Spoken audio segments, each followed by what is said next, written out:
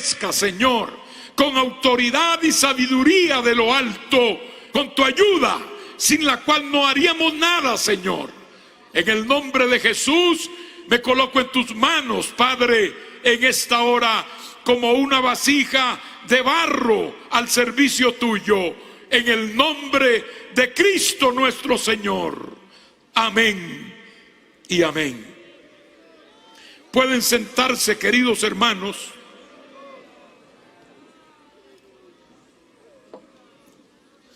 Cristo vive. Quiero hoy hablarles, hermanos, sobre el tema el peligro de ir más allá de la línea de Dios. Hay un peligro, siempre existe un peligro de ir más allá. Y lo que queremos es juntos examinar un poquito sobre este riesgo, sobre este peligro, y pedirle al Señor que nos guarde de no actuar de esa manera, y que todos podamos mantenernos dentro de la línea de Dios, dentro de este lado de la línea de Dios, porque Dios tiene sus parámetros, Dios tiene sus líneas que Él ha trazado, y Dios no las puede adelantar ni atrasar por nadie. Allí están para servir de límite, para que podamos nosotros en alguna medida saber hasta dónde podemos llegar en un momento dado. El ministerio dentro de esta obra del movimiento misionero mundial es sagrado. El ministerio es algo muy noble, muy elevado. Los postulados nuestros, por la gracia de Dios, desde el principio de esta obra, en cuanto al ministerio, son elevados. Y con la ayuda de Dios, nunca bajaremos esa norma, esa raya, esa línea que Dios nos ha dado. No lo haremos nunca con la ayuda del Señor. Hay lugares donde sí suceden desórdenes de toda clase y no pasa nada o casi nada. No hace mucho, sin que ande yo investigando, porque realmente yo ni las redes sociales investigo mucho, y no digo que sea malo, está bien el que lo quiera hacer, pero yo no vivo leyendo redes sociales a ver qué dice la gente. No, tengo a alguien que administra eso y que yo le digo, mira, lo que es basura me lo botas. Sí, yo le digo así porque debe ser así. Lo que tú ves que es basura, bárrelo, bótalo. No quiero ver basura. Lo que ves que es necesario, que es importante, pues ahí entonces sí. Y ese trabajo hasta ahora se ha hecho bien, gloria al Señor. Pero sí llegan a nuestros oídos cosas, como por ejemplo hace algunos años de una pastora que era considerada una gran predicadora y profeta de Dios, casada con su esposo, pero que de pronto esa gran profeta de Dios se separó de su esposo y después también se casó con uno de los músicos más jóvenes de la iglesia. Pero ella dijo que es asunto de Dios. Ella le dijo a su gente que es asunto que Dios la dirigió, y que como Dios la dirigió, pues ella lo tiene que hacer así, y que ella cree que está bien con Dios. Y bueno, ha seguido predicando igual. Ha seguido. Bueno, aquí en el movimiento eso no funciona. Aquí en el movimiento no. Y no es que no hayan pasado cosas, porque no estamos incólumes ante los ataques del diablo. Puede que hayan pasado y ya han pasado, Pero aquí no aceptamos ese tipo de desorden, y quien caiga en un pecado así está fuera del ministerio. Simplemente está fuera del ministerio. Hace no mucho tiempo también, un predicador muy famoso que tenía también programas por las redes y por la televisión, se divorció. No sé si ella o él se recasaron, eso no lo sé bien, pero el hecho es que escandalizó la iglesia y sigue predicando, sigue por las redes, sigue hablando y sigue creyendo que Dios lo va a salvar o lo va a perdonar porque él le sirve a Dios, o porque él hace milagros, o porque Dios lo usa predicándole a multitudes. Pero está totalmente equivocado. Acá en esta obra eso no pasaría.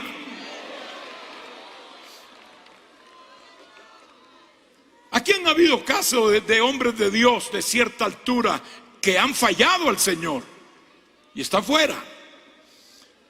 Aquí hubo un gran oficial que llegó a ocupar cargos de gran importancia, pero estando en un país lejano, fue sorprendido porque Dios hace las cosas. Y como ya les dije, aquí han sucedido también, pero Dios no ha permitido que permanezcan. Y cuando otro compañero fue a preguntarle por algo a su habitación del hotel y abrió él la puerta, pensando, por cierto, que era otra persona y no ese compañero que estaba también en esa actividad, y abre la puerta de par en par, y este compañero observa que hay una dama allá adentro. Estaban los dos vestidos, no había ningún problema en eso. Pero ¿cómo un oficial de la obra va a permitir que en su cuarto de hotel entre una mujer extraña? Es inadmisible. ¿Cuál era la intención? ¿Cuál era el propósito de esa persona estar ahí? Obviamente hay muchas conjeturas que se pueden hacer, pero a este hombre, por más oficial que fuera de esta obra, se le dijo: usted no puede seguir en estas posiciones de la obra y debe entregar y someterse a su disciplina. Yo le he dicho a muchos que hemos tenido que tratar en estas cosas: muéstreme un solo pastor de los más de 10,000 que deben haber dentro de este movimiento, uno solo, muéstreme, que haya caído en adulterio o en fornicación o en algún acto inmoral, que haya estado romanceando con una mujer que no es su esposa. Muéstremelo, uno solo, y que esté funcionando en el ministerio para inmediatamente tomar cartas en el asunto. ¿Y sabe qué? No hay, gracias a Dios, no hay ni uno solo que esté funcionando y que esté en esa condición, porque no puede estar, hermano. Ahora, si hay alguno escondido bajo cuerdas y tiene un testimonio torcido y es un perverso, pues mi hermano, tarde o temprano Dios lo saca a la luz.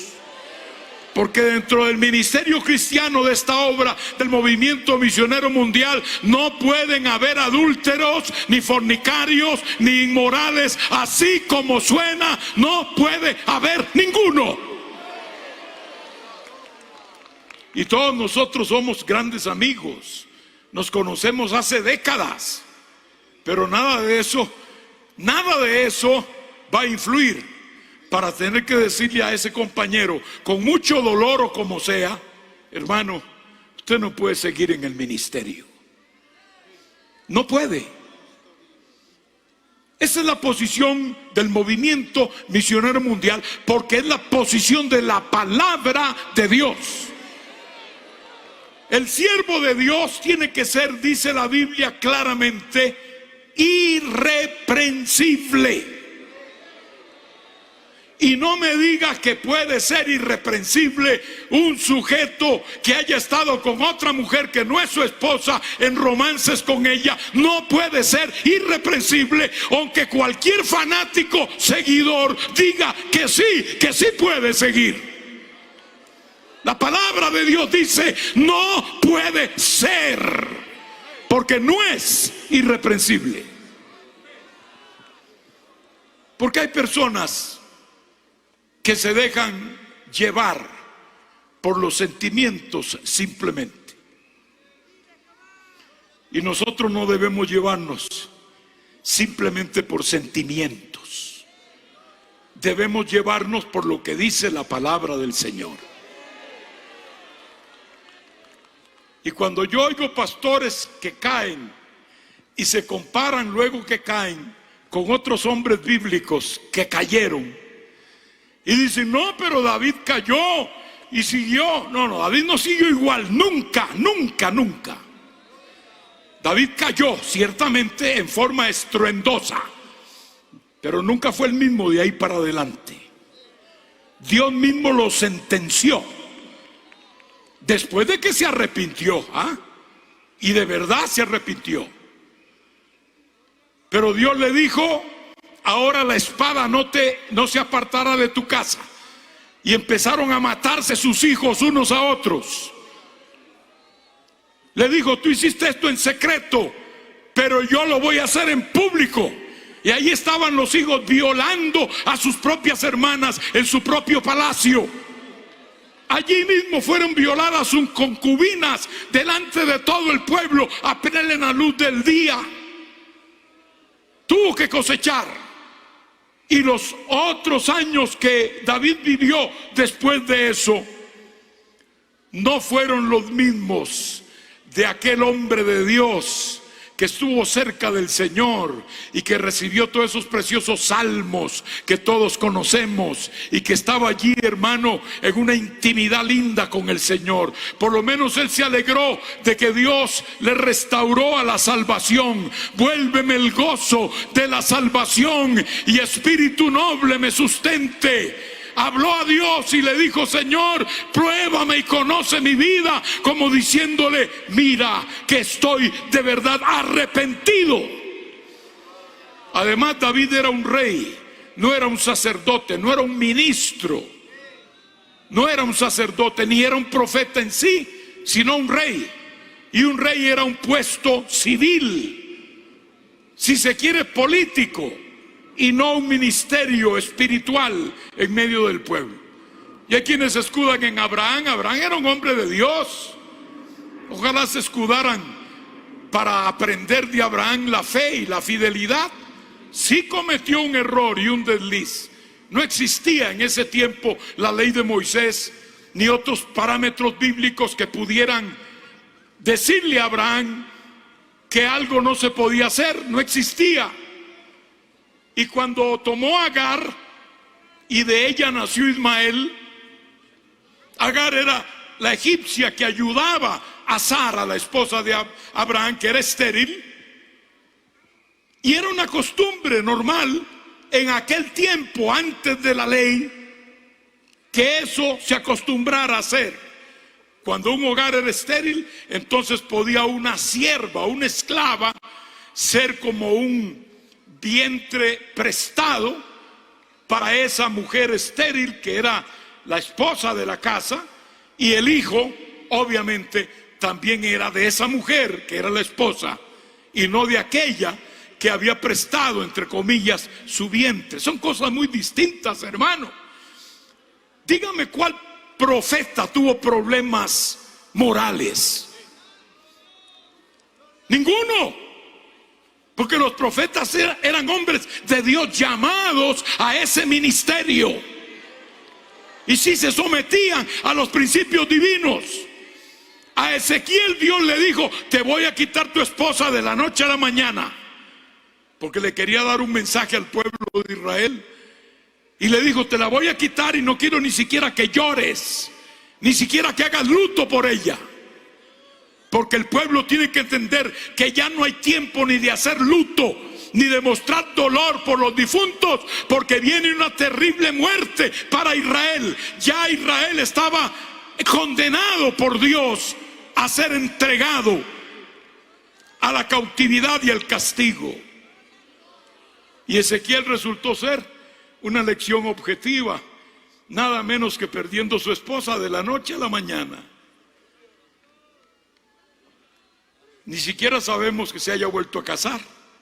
A Jeremías Dios le dijo cuando era un joven: no te vas a casar, no te vas, también tú vas a hacer un mensaje para el pueblo, para que el pueblo entienda que no hay tiempo ni siquiera de casarse, ni de formar un hogar.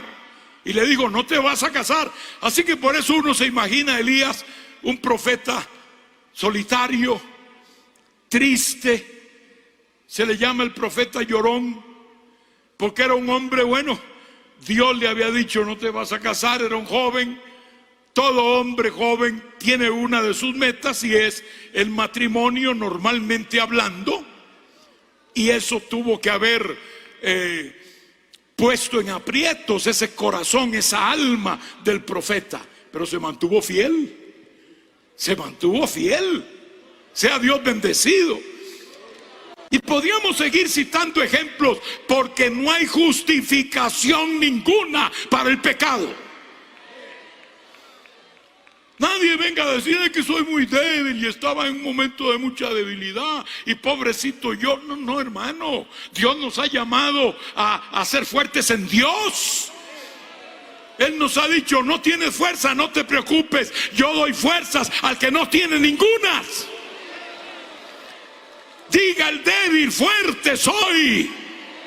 Porque así es que trabaja Dios con nosotros. ¿O Dios ha cambiado? Dios no ha cambiado. Es el mismo ayer, hoy y por los siglos, y no cambiará jamás.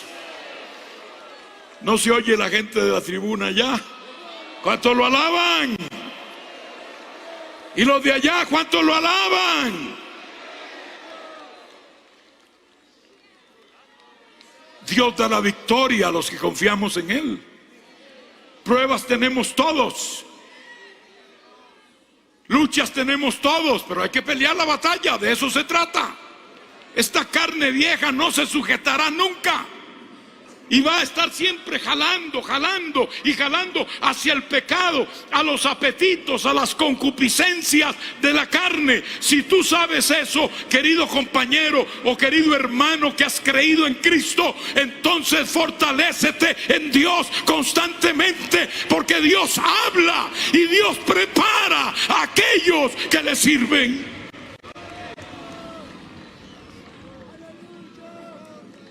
En este movimiento, porque así lo dice la palabra, tenemos muy en alto los postulados del ministerio. Y aquí ninguno de los que estamos aquí estamos exentos de ser disciplinados si hemos caído. Yo mismo le pido al Señor siempre: Señor, yo prefiero, Padre, que tú me lleves antes del tiempo que tú hayas determinado para mí. Si tú quieres llevarme y has determinado, porque Dios determina eso, llevarme en el 40, por ejemplo, bueno, Señor, y ves que yo voy a fracasar, que voy a escandalizar tu obra cuando tenga 30, pues mi hermano, mejor que Dios me lleve. Yo prefiero, le digo: Señor, no importa, esos añitos de más, no importa, que se queden, pero mejor llévame antes de que yo sea un tropezadero en tu obra.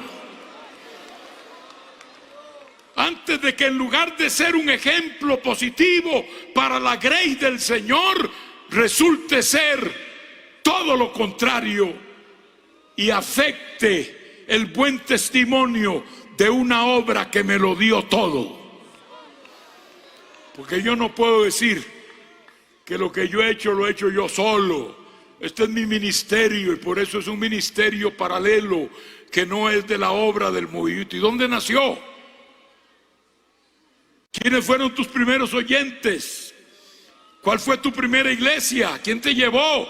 ¿Quién te ordenó? ¿Quién te reconoció como obrero? No se puede decir que el movimiento y que ahora esto es mío. No, hermano. Lo que Dios nos ha dado, nos lo ha dado para esta obra. Dios no es una persona que actúe desordenadamente, como actuara un hombre loco o algo por el estilo. No, Dios sabe lo que hace. Puede levantar su mano y dar gloria a Dios. Acá tenemos dos ejemplos de vasijas. Una es cuando Dios manda a Jeremías a la casa del alfarero. Él va a esa casa y observa que el alfarero está trabajando con el barro. El barro siempre es barro. Es el material más barato que hay. En sí mismo no tiene ningún valor, ninguna importancia. Es lo que se puede hacer con el barro. Lo que sí es bueno el barro es que se adapta a donde es maleable, se adapta a lo que quieran hacer con él. Esa es una característica positiva del barro. En las manos del experto, el barro puede transformarse en una vasija de gran utilidad. Y allí estaba el alfarero trabajando y ya de pronto metió el barro en la rueda, y en la rueda estaba trabajando cuando ya empieza la forma de la vasija, pero de pronto la vasija se echó a perder. El barro todavía servía porque estaba en la rueda. No había sido metido en el horno, que es el acabado. Entonces el alfarero no agarró el barro y lo tiró por allá, no. Agarró el barro y, como es maleable, lo volvió a agarrar y lo hizo otro montón de lodo o de barro, ¿verdad? Uno solo, y dice: voy a hacer una vasija ahora mejor que la que estaba haciendo antes. Y la hizo porque él tenía en mente hacer algo valioso. Pero ese barro, digámoslo de esta manera, mientras estaba en la rueda tenía esperanza, porque no había sido metido en el horno todavía. La prueba del horno es la prueba máxima. Y hay muchos que pasan otras pruebas, pero no la prueba del horno. Mientras no llegue ahí, el barro puede echarse a perder, la vasija, mejor dicho, pero se puede recuperar, se puede hacer de nuevo. Pero en el otro pasaje, la palabra que Dios le da a Jeremías es también referente a una vasija. Y le dice: tienes que ir allá y romper la vasija. Ya una vasija hecha, ya una vasija completa, hasta pintada y todo con seguridad. La rompes. Y entonces ahora Dios le dice: este es el mensaje, así voy a hacer con Israel, como se hace con una vasija rota, que se rompe en 10 pedazos. Eso de los 10 lo pongo yo ahora. Pero después de que se rompe, ya no se puede recuperar. ¿Se dan cuenta la diferencia de las dos vasijas? Una que está preparando el alfarero, no ha entrado al horno para su fase final y por lo tanto es recuperable. Pero la otra ya ha pasado todo el proceso y está hecha, está pintada, está en utilidad, se rompe en pedazos y simplemente lo que Dios dice: ya no se recupera. Para donde hay que mandarla es para el botadero, al Tofet, allá donde arde un fuego quemando basura. Allá hay que mandar esa vasija quebrada, rota, que ya no tiene retroceso, que ya terminó como una vasija hecha pedazos. Aquí entramos al asunto de la raya que les hablé antes. La raya. Ya una vasija hecha había cruzado la raya de su preparación, de su proceso. Se esperaba que la vasija no se quebrara, pero fue quebrada, y una vasija quebrada aún hoy no sirve, no funciona.